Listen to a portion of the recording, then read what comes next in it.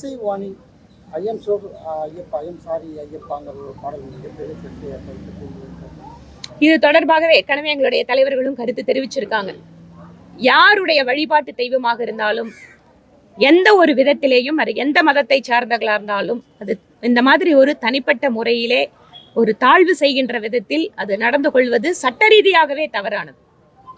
ஆனால் திமுக கவர்மெண்ட்டுக்கு அவங்கள போற்றி அவங்களோட லைன்ல யாராவது இருந்தால் அவங்க மேல நடவடிக்கை இருக்காது. யாராவது நைட்ல ஏதாவது ஒரு மெசேஜ் போடுவான், இல்லைன்னா ஒரு கமெண்ட் போடுவோம், உடனே அவனை போய் தூக்கி தீவிரவாதி மாதிரி தூக்கிட்டு போவாங்க. இதுதான் திமுக அரசோட கருத்து சுதந்திரம். மாவீரர் கூட்டத்தில் சீமான் பேசும்போது அவர் என்ன சொல்றாருன்னா, என்னை சங்கியாக்க பார்க்கிறார்கள், I hate it very ugly very பேட்னு பேசுகிறார் சீமான். திரு சீமான் அவர்கள் அவரோட கட்சி கொள்கையோடு அவர் இருந்துட்டு இருக்காரு. இதுல பிஜேபி காரங்களோட சேர்றவங்கள சங்கி அப்படின்னு சொல்லி ஒரு பதத்தை வைத்து இழிவுபடுத்துறவங்க இருக்காங்க. இந்த சங்கின்னு சொன்னா ஒரு தேச பற்றாளர்கள், தேச நலனுக்காக, ஒரு தேச ஒற்றுமைக்காக பாடுபடுறவங்கள பெருமிதத்தோடு எடுத்துக்கிறவங்களும் இருக்காங்க. அதனால திரு சீமான் அவர்களை சங்கின்னு சொல்றதுக்கு அவரோட கருத்தை தெரிவிச்சிருக்காரு. காவி காவின்னு சொல்றாங்க, காவி அக்லி ஐ ஹேட் இட் அப்படின்னு சொல்லி காவியை சொல்லியிருக்கு.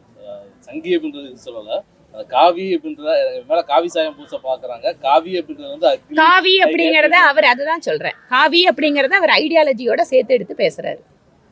காவி அப்படிங்கிறது இந்த நாட்டினுடைய ஏதோ ஒரு பிஜேபி கட்சிக்கு சொந்தமான நிறம் கிடையாது. காவி என்பது இந்த நாட்டினுடைய பாரம்பரியம். காவி என்பது இந்த நாட்டிலே தியாகத்தை குறிக்கக்கூடிய ஒரு நிறம். காவி என்பது சனாதன தர்மத்தோடு மிக உயர்ந்த நிலையில் வைத்து பார்க்கக்கூடிய ஒரு நிறம். அதை அவர் தவறாக புரிந்து கொண்டிருந்தால் அதுக்கு நாங்க ரொம்ப சாரிங்க, நீங்க சரியா புரிஞ்சுக்கோங்கன்னு தான் சொல்லணும். அரசியல்ல சூப்பர் ஸ்டார்னா சீமான் தானமா, சினிமால ரஜினி சூப்பர் ஸ்டார் மாதிரி அரசியல்ல சூப்பர் ஸ்டார்னா நான் தான் அப்படின்னு இருக்காரு. அது சூப்பர் ஸ்டார் பட்டா அடுத்தவங்க கொடுக்கணுங்க, அவங்கவுங்க கொடுக்க கூடாது. நீங்க யாருக்கு நினைக்கிறீங்க அரசியல்ல சூப்பர் ஸ்டார்?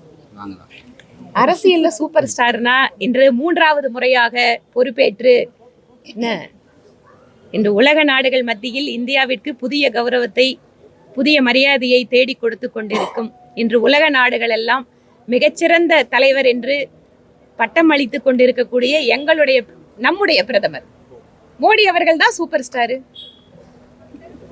இன்றைக்கு எந்த நாட்டுக்கு சென்றாலும் அந்த நாட்டினுடைய உயரிய விருது நம்ம நாட்டு பிரதமருக்கு கிடைக்குது.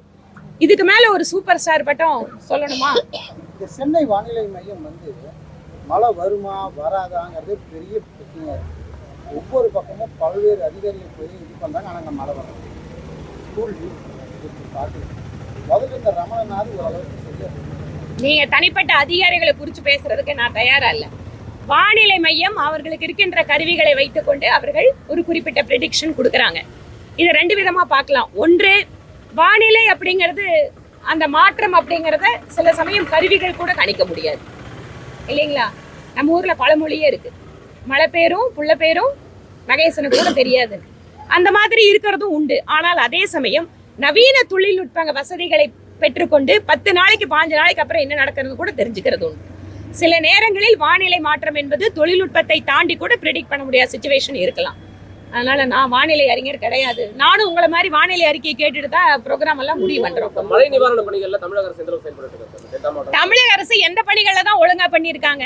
கோயம்புத்தூருக்கு ரோடுனா 200 கோடி கொடுத்தானே அறிவிச்சிட்டு போனாரு. இன்னைக்கு மழை காலத்துல பாத்தீங்கன்னா ரோடுகள் அவ்வளவு மோசமா இருக்கு. அப்ப என்ன பதில் சொல்றாங்க? மழைக்காலம் எல்லாம் முடியட்டும், அதுக்கப்புறம் நாங்க ரோடு போடுறோங்கிறாங்க. ஆனா நிறைய இடங்கள்ல நீர் தேங்கி, ஒன்று சுகாதார சீர்கேடு, 2வது நிறைய வாகன ஓட்டிகள். நம்ம தெற்கு தொகுதியிலேயே வாகன ஓட்டிகள் ரோடு பேட் கண்டிஷன் அப்படிங்கறதால இறந்துருக்காங்க. போன வாரத்துல இறந்தாங்களேப்பா ஆக்சிடென்ட்ல. இன்னைக்கு நிறைய ஆக்சிடென்ட் இந்த ரோடு ரொம்ப மோசமா இருக்கிற காரணத்தால நடந்துட்டு இருக்கு. இப்ப மழை நிவாரண பணிகள் டெல்டா மாவட்டங்கள்ல மழை கொஞ்சம் முன்னாலே நல்ல கடுமையான மழை, பயிர்கள்லாம் சேதமானதுக்கு நிவாரணத்தை இயக்கி வாங்க இப்பதான் அந்த கோரிக்கைகள் எல்லாம் கொடுத்துட்டு இருக்காங்க. எவ்வளவு விரைவாக இவங்க செயல்படுத்துறாங்க அப்படிங்கறத பாப்போம்.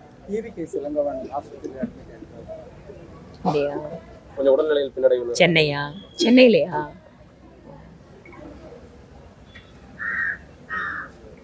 அவ்வளவுதாங்க. நல்லபடியாக ஒரு உடல்நலம் பெற்று திரும்பணும்னு நான் பிரார்த்தனை பண்ணேன். திமுக அரசு நுழைய விட மாட்டேங்குது, சாதிவாரி கணக்கெடுப்பு நடத்துறதுக்கு தடையா இருக்குது திமுக அரசு தான் அப்படின்னு சொல்லிட்டு அதான் சமூக நீதி பேசுற மாநிலத்தினுடைய முதல்வர் ஒவ்வொன்னா கேள்வி கேட்க முடியும். இந்த சமூக நீதி இந்த மாநிலத்துல நீங்க எப்படி பின்பற்றிட்டு இருக்கீங்க? கம்ப்ளீட்லி ஒரு ஹிப்போக்ரசி தான் இவங்க பேசுற சமூக நீதி. சாதிவாரி கணக்கெடுப்பு மாநில அரசு செய்யலாம், செய்ய முடியும், செய்வதற்கு இவர்களுக்கு மனமில்லை. அப்ப சமூக நீதி வந்து மத்திய அரசு எடுக்கட்டும்னு ஏன் சொல்றாங்க? அப்ப மட்டும் சமூக நீதியை பிரதமர் நரேந்திர மோடி அவர்கள் அமல்படுத்தணுமா? ஏன் தமிழ்நாடு கவர்மெண்ட் சாதிவாரி கணக்கெடுப்பு எடுக்க முடியாதா? இதெல்லாம் காதுல பூ சுத்துற வேலை. இப்ப விஸ்வகர்மா திட்டம் வருதுன்னு எங்க பிரதமர் மோடி அவர்களுக்கும் பிஜேபிக்கும் நல்ல பெயர் கிடைத்துக்கூடும் அப்படிங்கறதால அந்த வயிற்றுச்சல்ல இது சமூக நீதிக்கு எதிரான திட்டம் அப்படின்னு பொய் பிரச்சாரம் பண்றாங்க. முற்றிலும் சமூக நீதிக்கு எதிரான ஒரு கட்சி இருக்க முடியும் என்றால் அது திராவிட முன்னேற்ற கழகம் தான். அவங்க பேசுறது அத்தனையும் வெறும் பிதற்றல், வெறும் வாய் வார்த்தை ஜாலம் தான். உண்மையான சமூக நீதி அங்க எதுவுமே கிடையாது. நன்றிங்க.